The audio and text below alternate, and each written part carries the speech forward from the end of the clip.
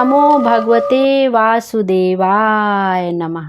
कृष्णाय वासुदेवाय हरये परमात्मने प्रणतः क्लेशनाशाय गोविंदाय नमो नमः।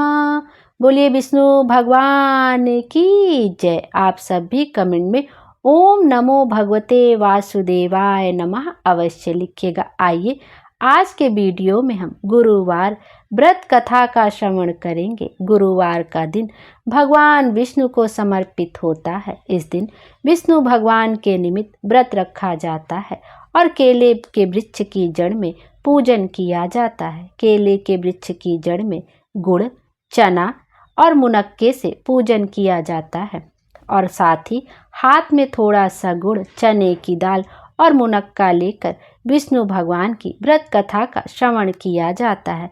यदि आप हो सके तो जहाँ पे आपने पूजन किया है केले के वृक्ष का, वहाँ पर बैठकर हो सके तो आप व्रत कथा का श्रवण करें।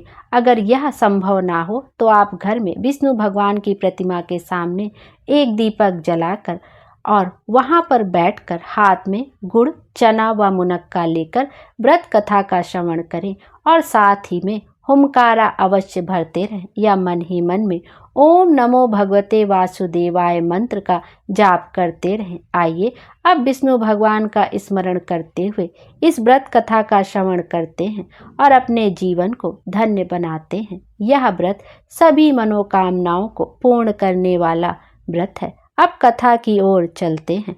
बृहस्पतिवार व्रत कथा। प्राचीन समय की बात है।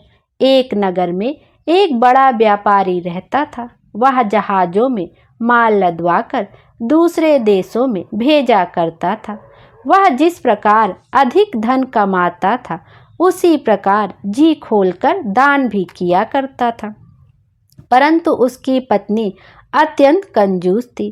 वह किसी को भी एक भी दमड़ी नहीं देने देती थी। एक बार सेठ जब दूसरे देश व्यापार करने गया तो पीछे से बृहस्पति देव ने साधु वेश में उसकी पत्नी से भिक्षा मांगी।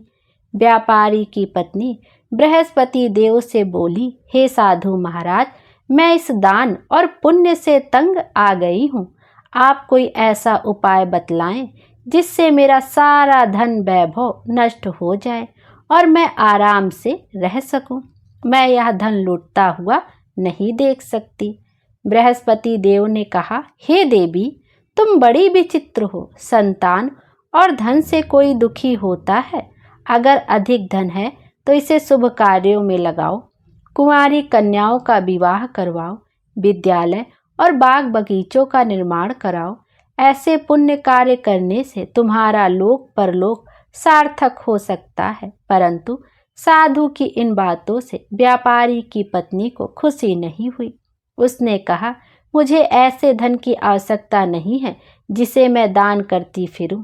तब बृहस्पति देव बोले, यदि तुम्हारी ऐसी इच्छा है तो तुम एक उपाय करना।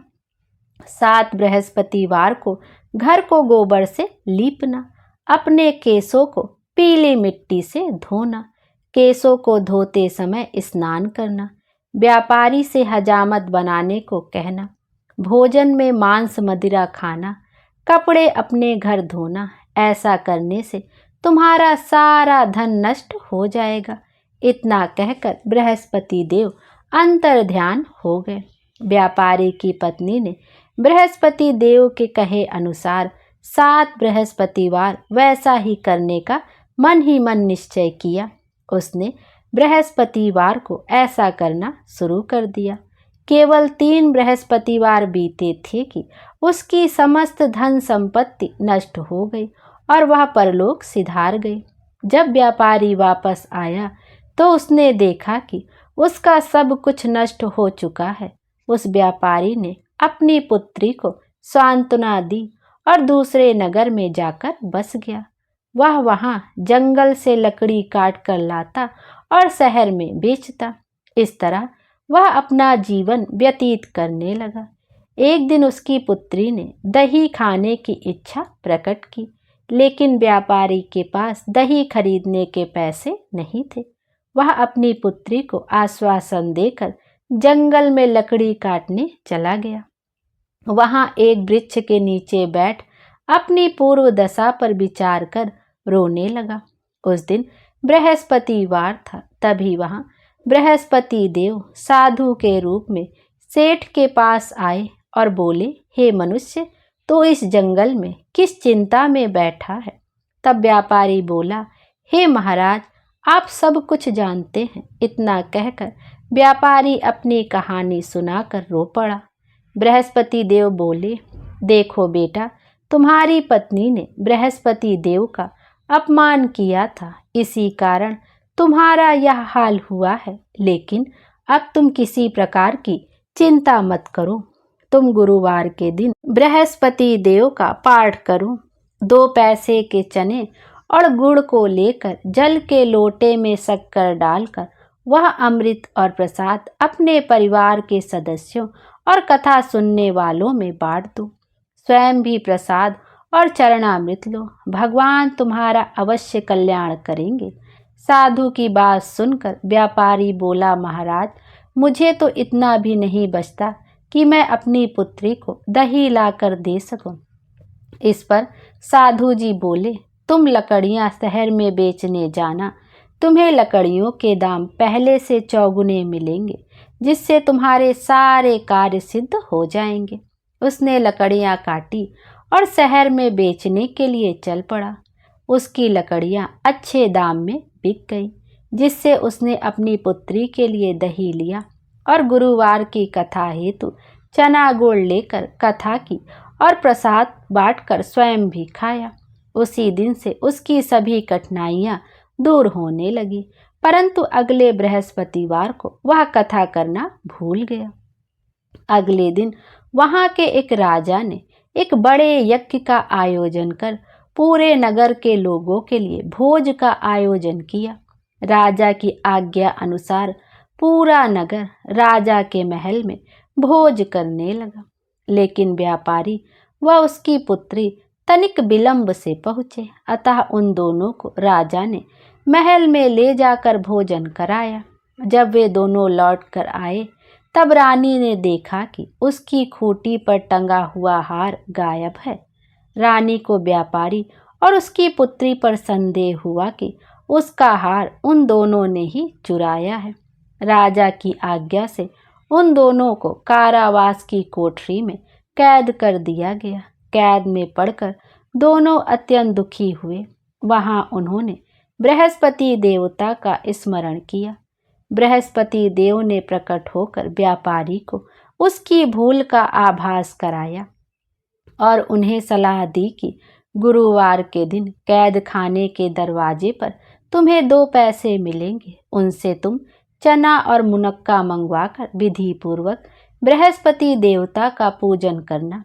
इससे तुम्हारे सारे दुख दूर हो जाएंगे। बृहस्पतिवार को कैद खाने के द्वार पर उन्हें 2 पैसे मिले। बाहर सड़क पर एक स्त्री जा रही थी। व्यापारी ने उसे बुलाकर गुड़ और चना लाने को कहा। इस पर वह स्त्री बोली, मैं अपनी बहू के लिए गहने लेने जा रही हूँ, मेरे पास समय नहीं है। इतना कहकर वह चली गई। थोड़ी देर बाद वहां से एक और स्त्री निकली। व्यापारी ने उसे बुलाकर कहा कि हे बहन, मुझे बृहस्पतिवार की कथा करनी है, तुम मुझे 2 पैसे का गुड़ चना ला दो। बृहस्पति देव का नाम सुनकर वह स्त्री बोली, भाई, मैं तुम्हें अभी गुड़ चना ला कर देती हूँ। मेरा इकलौता पुत्र मर गया है, मैं उसके लिए कफन लेने जा रही थी, लेकिन मैं पहले तुम्हारा काम करूँगी, उसके बाद अपने पुत्र के लिए कफन लाऊंगी। वह स्त्री बाजार से व्यापारी के लिए गुड़ चना ले आई और स्वयं भी बृहस्पति देव की कथा सुनी। कथा के समाप्त होने पर वह स्त्री कफन लेकर अपने घर गई। घर पर लोग उसके पुत्र की लाश को राम नाम सत्य है कहते हुए शमशान ले जाने की तैयारी कर रहे थे। स्त्री बोली, मुझे अपने लड़के का मुख देख लेने दो। अपने पुत्र का मुख देखकर उस स्त्री ने उसके मुंह में प्रसाद और चरणामृत डाला। प्रसाद और चरणामृत के प्रभाव से वह पुनः जीवित हो उठा। पहली स्त्री जिसने बृहस्पति देव का निरादर किया था, वह जब अपने पुत्र के विवाह हेतु पुत्र वधू के लिए गहने लेकर लौटी और जैसे ही उसका पुत्र घोड़ी पर बैठकर निकला, वैसे ही घोड़ी ने ऐसी उछाल मारी कि वह घोड़ी से गिरकर मर गया। यह देख स्त्री रो रो कर बृहस्पति देव से क्षमा याचना करने लगी। उस स्त्री की याचना से बृहस्पति देव साधु वेश में वहां पहुंचकर कहने लगे, हे देवी, तुम्हें अधिक विलाप करने की आवश्यकता नहीं है। यह बृहस्पति देव का अनादर करने के कारण हुआ है। तुम वापस जाकर मेरे भक्त से क्षमा मांगकर कथा सुनो, तभी तुम्हारी मनोकामना पूर्ण होगी। जेल में जाकर उस स्त्री ने व्यापारी से माफी मांगी और कथा सुनी। कथा के उपरांत वह प्रसाद और चरणामृत लेकर अपने घर वापस गई। घर आकर उसने चरणामृत अपने मृत पुत्र के मुख में डाला। चरणामृत के प्रभाव से उसका पुत्र भी जीवित हो उठा। उसी रात बृहस्पति देव राजा के सपने में आए और बोले, हे राजन, तूने जिस व्यापारी और उसकी पुत्री को जेल में कैद रखा है वह बिल्कुल निर्दोष है। तुम्हारी रानी का हार वहीं खूंटी पर टंगा है। दिन निकला तो राजा रानी ने हार खूंटी पर लटका हुआ देखा। राजा ने उस व्यापारी और उसकी पुत्री को रिहा कर दिया और उन्हें आधा राज्य देकर उसकी पुत्री का विवाह उच्च कुल में करवाकर दहेज में हीरे जवाहरात दिए। बोलिए विष्णु भगवान की जय, बृहस्पति देव की जय। बृहस्पतिवार व्रत कथा यहीं पर समाप्त होती है। अब आपने हाथ में जो गुड़, चना और मुनक्का लिया है, आप चाहे तो यदि आप प्रतिमा के सामने कथा को सुन रहे थे तो प्रतिमा के सामने समर्पित कर दें, या केले के वृक्ष के पास बैठकर श्रवण कर रहे थे तो वहाँ पर इसको अपने हाथ में जो आपने द्रव्य लिया है वहाँ पर समर्पित कर दें। उसके बाद भगवान विष्णु की आरती कर लें। आइए अब बृहस्पति देव की आरती करते हैं। आप घी की बाती से भी आरती कर सकते हैं और कपूर से भी आरती कर सकते हैं। आइए अब आरती का श्रवण करते हैं। ओम जय बृहस्पति देवा, जय बृहस्पति देवा, छिन छिन भोग लगाऊं कदली फल मेवा। ओम जय बृहस्पति देवा, तुम पूर्ण परमात्मा, तुम अंतर्यामी, जगत पिता जगदीश्वर, तुम सबके स्वामी। ओम जय बृहस्पति देवा, चरणामृत निज निर्मल, सब पातक हरता, सकल मनोरथ दायक, कृपा करो भरता। ओम जय बृहस्पति देवा, तन मन धन अर्पण कर, जो जन शरण पड़े, प्रभु प्रकट तब होकर, आकर द्वार खड़े। ओम जय बृहस्पति देवा, दीन दयाल दयानिधि, भक्तन हितकारी, पाप दोष सब हरता, भव बंधन हारी। ओम जय बृहस्पति देवा, सकल मनोरथ दायक, सब संशय तारो, विषय विकार मिटाओ, संतन सुखकारी। ओम जय बृहस्पति देवा, जो कोई आरती तेरी प्रेम सहित गावे, ज्येष्ठानंद बंद सो निश्चय पावे। ओम जय बृहस्पति देवा, स्वामी जय बृहस्पति देवा, छिन छिन भोग लगाऊं कदली फल मेवा। ओम जय बृहस्पति देवा। बोलिए बृहस्पति देव की जय, विष्णु भगवान की जय। विष्णु भगवान हम सब की मनोकामना पूर्ण करें और हमारे जीवन को खुशियों से भर दे। Thank you.